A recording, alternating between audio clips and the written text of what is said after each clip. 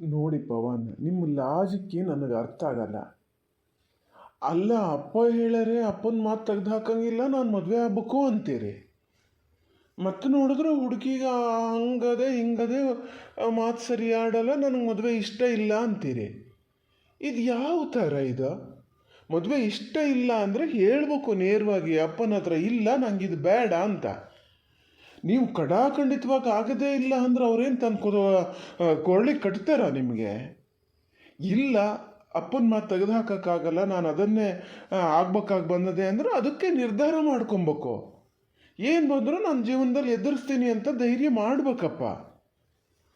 ನಿಮ್ಮ ಕಣ್ಣು ಮುಂದೆ ನಾನೇ ಇದ್ದೀನಿ ಎಕ್ಸಾಂಪಲ್ಲಾಗಿ. ಯೋಚನೆ ಮಾಡಿ ಒಂದು ಸ್ವಲ್ಪ. ಹಂಗೆ ನಿಮ್ಮ ತಂಗಿ ಬಗ್ಗೆ ಅಲ್ಲ, ಅವಳನ್ನು ದೂರ್ತಿದ್ದೀನಿ ಅಂಥೇಳಿ ಅಂದ್ಕೊಂಬೇಡಿ. ನಾನು ಯಾರೆದ್ರಿಗೂ ಅವಳ ಬಗ್ಗೆ ಏನೂ ಮಾತಾಡಲ್ಲ. ಈಗ ನಿಮಗೆ ಸ್ವಲ್ಪ ಕನ್ವಿನ್ಸ್ ಆಗಲಿ ಅಂತಷ್ಟೇ ನಾನು ಹೇಳ್ತಿದ್ದೀನಿ. ಎಷ್ಟು ಜನ ಎಷ್ಟು ಮಾತಾಡಲ ಅವಳ ಬಗ್ಗೆ. ನಾನೇನಾರು ತಲೆ ಕೆಡಿಸ್ಕೊಂಡ? ಯಾರ ಮಾತನ್ನಾರು ಕೇಳಿದ್ನ ನಾನು? ನಿಮ್ಮ ತಂಗಿ ಏನೇನು ಮಾಡಿದ್ಲು, ಯಾವ್ಯಾವ ಸಿಚುವೇಶನಲ್ಲಿ ನಾನು ಅವಳ ಜೊತೆ ನಿಂತಿದ್ದೆ ಎಲ್ಲ ನಿಮಗೆ ಗೊತ್ತು. ಮತ್ತೆ ಹೇಳ್ತಿದ್ದೀನಿ, ಅವಳನ್ನು ದೂರಕ್ಕಾಗಿ ಹೇಳ್ತಿರೋದಲ್ಲ ನಾನು. ನೀವು ಏನು ನಿರ್ಧಾರ ಮಾಡಬೇಕು ಅನ್ನೋದಕ್ಕಾಗಿ ಹೇಳ್ತಿದ್ದೀನಿ. ನಾನು ಯಾವಾಗಲೂ ಏನೂ ಅಂದ್ಕೊಂಡ್ಲ. ನನ್ನ ಮನಸ್ಸಲ್ಲಂತೂ ನಾನು ಗಟ್ಟಿ ನಿರ್ಧಾರ ಮಾಡಿದ್ದೆ, ನಾ ಮದುವೆ ಆದರೆ ಇವಳನ್ನೇಯ. ಇವಳು ಹೆಂಗಿದ್ರು ನನ್ನ ಜೊತೆ ಇರ್ತಾಳೆ, ನಾನು ಇರ್ತೀನಿ ಇವಳ ಜೊತೆ ಅಂತ ನನ್ನನ್ನು ನಾನು ಕನ್ವಿನ್ಸ್ ಮಾಡ್ಕೊಂಡಿದ್ದೆ. ಈಗೇನಾಗಿದೆ? ನಾ ಎಲ್ಲರನ್ನೂ ಎದುರು ಹಾಕ್ಕೊಂಡು ಮದುವೆ ಆದೆ, ನಾವೀಗ ಚೆನ್ನಾಗೇ ಇದ್ದೀವಪ್ಪ. ನನಗಂತೂ ಯಾವತ್ತೂ ಅವಳ ಬಗ್ಗೆ ಪ್ರೀತಿ ಕಡಿಮೆ ಆಗೋದೇ ಇಲ್ಲ. ಯಾವತ್ತಾರು ಸಿಟ್ಕೊಂಡು ಸಣ್ಣ ಪುಟ್ಟ ಜಗಳ ಏನಾರು ಮಾಡ್ಕೋಬೋದು, ಅವಳು ಅಷ್ಟೇ ಮಾಡ್ಬೋದು. ಹಂಗಂತೇಳಿ ನಮ್ಮನ್ನು ನಾವು ಯಾವತ್ತೂ ಬಿಟ್ಕೊಡಲ್ಲ. ಇಲ್ಲ, ಅವಳನ್ನು ಬಿಟ್ಟು ಬೇರೆ ಯಾರನ್ನಾರು ಮದುವೆ ಆಗಿದ್ರೆ ನಾನು ಚೆನ್ನಾಗಿರ್ತಿದ್ನೇನೋ ಅಂತ ನಂಗೆ ಇವತ್ತಿಗೂ ಅನ್ನಿಸ್ಲ. ನೀವು ಬೇಕಾದ್ರೆ ಪಲ್ಲವಿ ಹತ್ರ ಕೇಳಿ ನೋಡಿ, ಅವ್ರನ್ನ ಬಿಟ್ಟು ಬೇರೆ ಯಾರನ್ನಾರು ಆಗಿದ್ರೆ ನೀ ಚೆನ್ನಾಗಿರ್ತಿದ್ಯಾ ಅಂತ. ಖಂಡಿತ ಅವಳು ಇರ್ತಿತ್ತು ಅಂತ ಹೇಳಲ್ಲ. ಹಂಗೆ ಅದು. ಮತ್ತು ಒಂದು ಗೊತ್ತಾ, ನಿಮಗೆ ನೀವೆಲ್ಲ ಜಾಸ್ತಿ ಓದ್ಕೊಂಡರು ಬರ್ಕೊಂಡರು, ಹೊರಗಡೆ ದೊಡ್ಡ ದೊಡ್ಡ ಕೆಲಸದಲ್ಲಿ ಇರೋರನ್ನ ಹೇಳೋದು ಮೂಢನಂಬಿಕೆ ಅಂತ ಅನ್ನಿಸ್ತದೇನ? ನಮ್ಮ ಹಣೆಯಲ್ಲಿ ಏನು ಬರೆದದೋ ಅದು ಹಾಗೇ ಆಗ್ತದೆ. ಇಲ್ದಿದ್ರೆ ಪಲ್ಲವಿನ ನಾನು ಮದುವೆ ಆಗೋ ಚಾನ್ಸೇ ಇರಲ್ಲ. ಮದುವೆ ಆಯ್ತು, ಈಗ ಬಾಕಿ ಬೇಡ, ನಮ್ಮ ರಾಕೇಶನ್ ತಗೊಳ್ಳಿ. ಎಂತ ಒಂಥರ ಕನ್ಸಲ್ಲಾದಂಗೆ ಆಗಲ್ಲ ಅವನ ಮದುವೆ. ಹಾಗೆ ಅದು ಒಬ್ರೊಬ್ರಿಗೆ ಋಣಾನ್ ಬಂದ ಅಂತ ಇದ್ದಾಗ ಅದು ಹಾಗೇ ಆಗ್ತದೆ. ನಂಗೆ ನೀವೀಗ ಹೇಳ್ತಿದ್ದೀರಲ್ಲ, ಹುಡುಗಿಗೆ ಒಂದೊಂದು ಸರಿ ಮಾತಾಡಲ್ಲ, ಯಾರು ಹೇಳಿದ್ರು ಅಂದ್ರಲ್ಲ ನಿಮಗೆ ಪ್ರಾಬ್ಲಮ್ಮ ಅಂತ.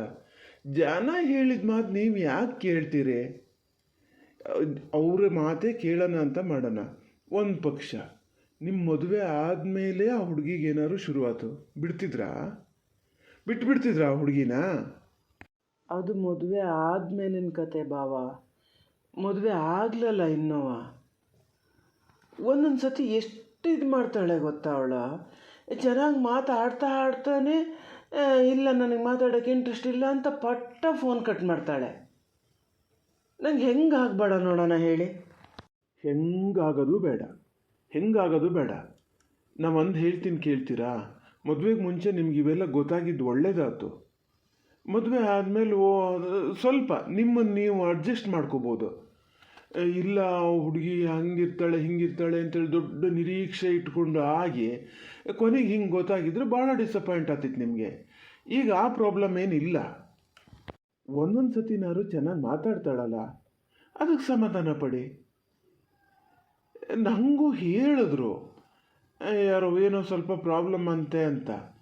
ಇರ್ಬೋದೇನೋ, ನಿಮ್ಮ ಅದೃಷ್ಟ ಚೆನ್ನಾಗಿದ್ರೆ ಮದುವೆ ಆದಮೇಲೆ ಸರಿ ಆದರೂ ಆಗ್ಬೋದು.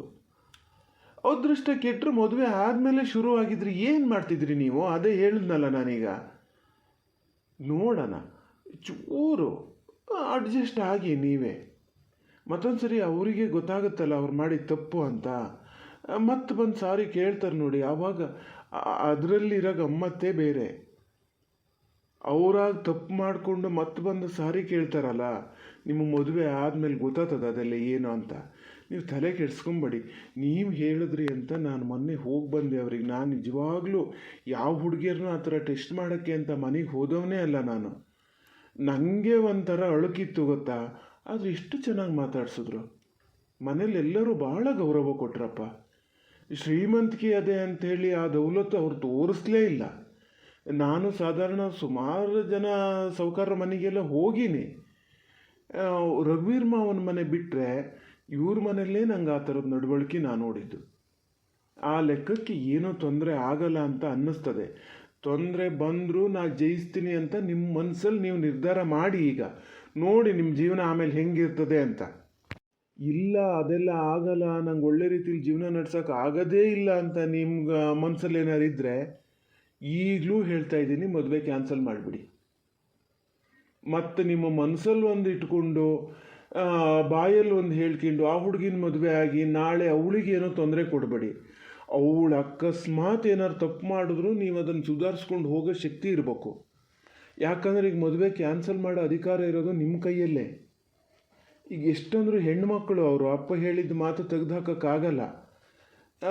ಏನಾರು ಎಲ್ಲಿ ಹೋಗ್ಬೇಕು ಮತ್ತು ಅಲ್ಲೇ ಇರಬೇಕು. ನಿಮಗೆ ಹಂಗಲ್ಲ, ಗಂಡು ಹುಡುಗ ನೀವು. ಅಪ್ಪಗೆ ಒಂದು ಪಕ್ಷ ಹೇಳ್ಬೋದು, ಇಲ್ಲ ನಾನು ನಿಮ್ಗೆ ಆಸ್ತಿ ಮನೆ ಅನ್ನಂಗಿದ್ರೆ ನಾನೇ ಮಾಡಿಕೊಡ್ತೀನಿ, ನಾನು ಅದರ ನಿರೀಕ್ಷೆ ಮಾಡಬೇಡಿ ನೀವು, ನಾನು ಅದನ್ನು ಮದುವೆ ಆಗಲ್ಲ ಅಂತ ಹೇಳ್ಬೇಕಂದ್ರೆ ಈಗ ನಿಮ್ಮ ಅಪ್ಪನೂ ಮದುವೆ ಬೇಡ ಅನ್ನೋ ಇದರಲ್ಲೇ ಅದರಪ್ಪ. ನೋಡಿ ಒಂದು ನಿರ್ಧಾರ ಮಾಡಿ. ಆತದ ಆಗಲ್ಲ ಅಲ್ಲ. ಇದರ ಅರ್ಥ ಏನು ಗೊತ್ತಾ, ನಿಮ್ಗೆ ಆ ಹುಡುಗಿ ಇಷ್ಟ ಆಗಿದೆ. ಯಾರ್ಯಾರೋ ಏನೇನೋ ಹೇಳ್ತಾ ಇದ್ದಾರೆ ಅಂಥೇಳಿ ಮತ್ತು ಅದಕ್ಕೆ ಸರಿಯಾಗಿ ಅವರು ಹಂಗೆ ಮಾತಾಡ್ತಾರಲ್ಲ, ಅದಕ್ಕೆ ನಿಮಗೆ ಅಯ್ಯೋ ಬ್ಯಾಡಿತ್ತೇನೋ ಅನ್ನಿಸ್ತಾ ಅದೇ ಅಷ್ಟೇ. ಈಗ ಸ್ವಲ್ಪ ಇಷ್ಟ ಅಂತ ಅದೆಯಲ್ಲ, ಅದರಲ್ಲೇ ನಿಮ್ಮ ಜೀವನ ಆಗ್ತದೆ. ಜೀವನ ಚೆನ್ನಾಗಿದ್ದೇ ಇರ್ತದೆ. ನೋಡಿ ಬೇಕಾರೆ ಸ್ವಲ್ಪ ಅಡ್ಜಸ್ಟ್ ಆಗಿ, ಸ್ವಲ್ಪ ಟೈಮ್ ಅಡ್ಜಸ್ಟ್ ಆಗಿ. ನಿಮ್ಮ ಹತ್ರ ಇದನ್ನು ಹೇಳ್ಬೋದೋ ಬಿಡ್ಬೋದೋ ನಂಗೆ ಗೊತ್ತಿಲ್ಲ. ನೀವು ಇದನ್ನು ಸ್ವಲ್ಪ ನನ್ನ ಇದನ್ನೇ ಎಕ್ಸಾಂಪಲ್ ತಗೊಂಡು ನೀವು ನನ್ನ ಥರನೇ ಯೋಚನೆ ಮಾಡೋದಾದರೆ, ಈಗ ಮುಂದೆ ಯಾರಿಂದನೋ ನಿಮಗಿದು ಗೊತ್ತಾಗಿ ಶಾಕ್ ಆಗೋದಕ್ಕಿಂತನೂ ನಾನು ಹೇಳಿದ್ರು ಒಳ್ಳೇದಂತ ಹೇಳ್ತಾ ಇದ್ದೀನಿ. ಆ ಹುಡುಗಿಗೆ ಬೇರೆ ಯಾವುದೋ ಪ್ರಪೋಸಲ್ ಬಂದಿತ್ತಂತೆ, ಮದುವೆ ಎಲ್ಲ ನಿಶ್ಚಯನೂ ಆಗಿತ್ತಂತೆ. ಅವ್ರ ಅಪ್ಪನೇ ಆಮೇಲೆ ಅದನ್ನು ಬೇಡ ಅಂತ ಕ್ಯಾನ್ಸಲ್ ಮಾಡಿದ್ದೋ, ಇಲ್ಲ ಆ ಹುಡುಗನೇ ಬೇರೆ ಯಾವುದೋ ಅಫೇರ್ ಇಟ್ಕೊಂಡು ಹೋಗಿದ್ದೋ ಏನೋ ಅಂತೆ. ಹಾಗಾಗಿ ಇವರು ಸ್ವಲ್ಪ ಶಾಕಿಗಾಗಿ ಡಿಪ್ರೆಷನ್ನಿಗೆ ಹೋಗಿದ್ರೆ ಏನೋ ಅಂತೆ. ಅವೆಲ್ಲ ಒಂದು ದೊಡ್ಡ ವಿಚಾರನೇ ಅಲ್ಲ. ಎಂತೆಂಥ ಸೆಲೆಬ್ರಿಟಿಗಳೇ ಡಿಪ್ರೆಷನ್ನಿಗೆ ಹೋಗ್ತಾರೆ ಮಾರ, ಆಮೇಲೆ ಅವ್ರು ಸರಿಯಾಗಲ್ಲ, ಜೀವನ ಮಾಡ್ಕೊಂಡು ಹೋಗಲ್ಲ ಅವರು. ಇದು ಇರೋ ವಿಚಾರ. ನಾನು ನೋಡಿ ನಂಗೆ ಗೊತ್ತಿದ್ದಿದ್ದು ಎಲ್ಲದನ್ನೂ ನಿಮಗೆ ಸತ್ಯನೇ ಹೇಳಿನಿ. ಇನ್ನೂ 3-4 ದಿನ ಟೈಮ್ ಇದ್ದಂಗೆ ಅದೇ ಮದುವೆಗೆ. ಏನು ಅಂತ ತೀರ್ಮಾನ ಮಾಡಿ. ಬರೀ ನಾನೇ ಮಾತಾಡ್ತಿದ್ದೀನಲ್ಲ, ಮಾತಾಡೋಕ್ಕೆ ಅಂತ ಕರ್ಕೊಂಡು ನೀವು ಏನು ಹೇಳ್ತಾನೆ ಇಲ್ಲ. ಅಲ್ಲ, ಅವಳು ನಾನು ನಿಮ್ಮ ಹತ್ರ ಏನೋ ಹೇಳಬೇಕು, ನಿಮ್ಮ ಹತ್ರ ಏನೋ ಹೇಳಬೇಕು ಅಂತ ಸುಮಾರು ಸತಿ ಹೇಳಿದ್ಲು. ಆಮೇಲೆ ಒಂದು ದಿವಸ ಹಿಂಗೆ ಈಗ ನೀವು ಹೇಳ್ದಷ್ಟೇನು ಡೀಟೇಲ್ ಹೇಳಿರಲ್ಲ, ಸ್ವಲ್ಪ 1-2 ಮಾತು ಆಡ್ಬೇಕಾದ್ರೆ ಜೋರು ಅಳಕ್ಕೆ ಶುರು ಮಾಡಿದ್ಲು. ನಂಗೊಂಥರ ಬೇಜಾರಾದಂಗೆ ಆಯ್ತು.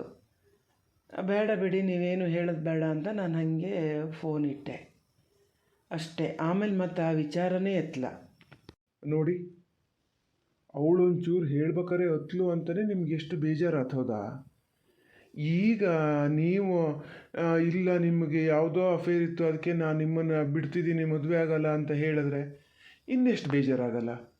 ಅವರಿಗಷ್ಟು ಬೇಜಾರು ಮಾಡಿಯೂ ನೀವು ಧೈರ್ಯವಾಗಿ ಇರ್ತೀನಿ ಅನ್ನಂಗಿದ್ರೆ ನೀವು ಬಿಡಿ ಅಷ್ಟೇ.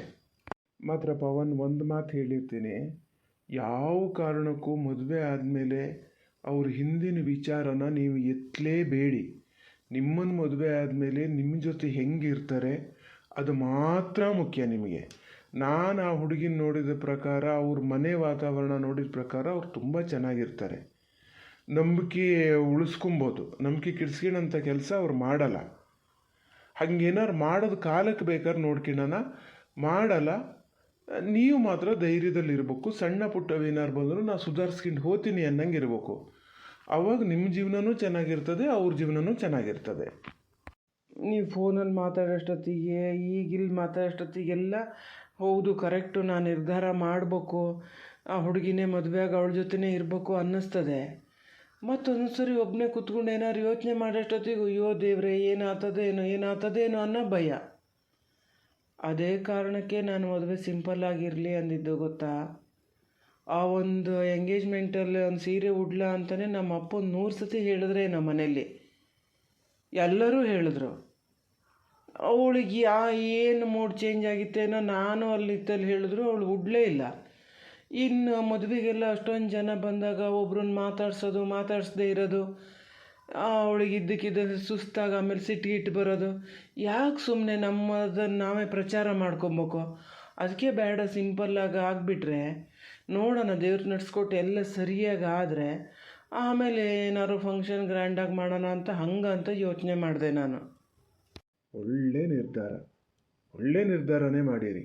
ಇಷ್ಟು ಯೋಚನೆ ಮಾಡಿದವ್ರು ನೀವು ಮುಂದೆ ಜೀವನನೂ ಚೆನ್ನಾಗಿ ಮಾಡ್ಕೊಂಡು ಹೋಗ್ತೀರಿ, ನಂಗೆ ಆ ಭರವಸೆ ಗೊತ್ತಾದೆ. ಮತ್ತು ಏನು ಬೇಕಾರಾಗಲಿ ಹುಡುಗಿ ಮಾತ್ರ ಭಾಳ ಚೆನ್ನಾಗದಾರ ಕಣ್ರಿ, ತುಂಬ ಚೆನ್ನಾಗದಾರ ಅವರು. ಮತ್ತು ಮನೇಲಿ ಅನುಕೂಲನೂ ಅಷ್ಟೇ ಚೆನ್ನಾಗದೆ. ನೀವು ತಪ್ಪು ತಿಳ್ಕೊಬೇಡಿ ನನ್ನ, ಆದರೆ ಅವ್ರ ಮನೆ ಸಂಬಂಧ ನಿಮ್ಮ ಮನೆಗೆ ಬಂತಲ್ಲ, ಆವಾಗಲೇ ನಿಮ್ಮ ತಂಗಿ ಹತ್ರ ಹೇಳಿದ್ದೆ, ಇದನ್ನು ಕರೆಕ್ಟಾಗಿ ವಿಚಾರಿಸ್ಕೊಬೇಕಾಗ್ತದೆ, ನಿಮ್ಮ ಮನೆಗೆ ಬರೋ ಸಂಬಂಧ ಅಲ್ಲ ಅದು, ಹುಡುಗಿ ಅಷ್ಟು ಚೆನ್ನಾಗದಾರೆ ಆದರೂ ಕೊಡ್ತಾರೆ ಅಂದರೆ ಹಿಂದೆ ಮುಂದೆ ಯೋಚನೆ ಮಾಡಿಕೊಂಡು ಆಮೇಲೆ ಮುಂದುವರಿಬೇಕು ಅಂತ ಹೇಳಿದ್ದೆ. ಅವಳಿಗೆ ತಿಳುವಳಿಕೆ ಕಡಿಮೆ. ಅದಕ್ಕೂ ಮುಂಚೆ ನಿಮ್ಮ ಅಪ್ಪಂಗೆ ಇದೇ ಹುಡುಗಿ ಆಗಬೇಕು ಅನ್ನಂಗಿತ್ತು. ಅಂತೂ ಎಲ್ಲ ಸುಮ್ಮನೆ ಋಣಾನುಬಂಧ ಇತ್ತು, ಅದಾಗಿದೆ. ಇಲ್ಲಿಗೆ ಬಿಟ್ಬಿಡಿ. ಹುಡುಗಿ ಹೆಂಗೋ ನಾನು ಹೆಂಗೆ ಜೀವನ ಅವನ್ನೆಲ್ಲ ಬಿಟ್ಟೇ ಬಿಡಿ. ನೀವು ಹಿಂಗೆ ಮಾಡಿ ಏನು ಮಾಡೋಕ್ಕಿದ್ದೀರಿ ಗೊತ್ತಾ, ಇಂಥ ಟೈಮಲ್ಲಿ ಅನುಭವಿಸ್ಬೇಕಾದ ಒಳ್ಳೊಳ್ಳೆ ಟೈಮ್ ಕಳ್ಕೊತಿದ್ದೀರಿ ನೀವು. ನಾನು ಹೇಳಿದ್ರೆ ನಾಳೆ ನಾಡ್ದು ಯಾವತ್ತಾರು ಮೀಟ್ ಆಗ್ತೀರಾ? ಬೇಡಪ್ಪ, ಬೇಡ ಬಾವ, ಮದುವೆಗೆ ಇನ್ನೊಂದು 4 ದಿನ ಅದೇ ಏನು.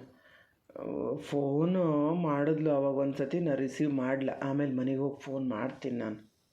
ಸರಿ, ಫೋನ್ ಮಾಡಿ. ಮೊದಲು ಸ್ವಲ್ಪ ಖುಷಿಯಾಗಿರಿ. ನೀವು ಖುಷಿಲಿದ್ದರೆ ಎಲ್ಲರೂ ಖುಷಿಲಿರ್ತಾರೆ. ಅಯ್ಯೋ ನನ್ನ ಹೆಂಡತಿ 10-12 ರೂಪಾಯಿ ಖರ್ಚು ಮಾಡಿಸೋದೆ ಮಾರ್ರ ಅಣ್ಣನ ಮದುವೆಗೆ ಅಂತ. ಅವಳು ಸ್ವಲ್ಪ ಖುಷಿಲಿ ಓಡಾಡ್ಕೊಂಡಿರಲಿ, ಅವಳು ಖುಷಿನ ಹಾಳು ಮಾಡಬೇಡಿ ಕೊನೆಗೆ.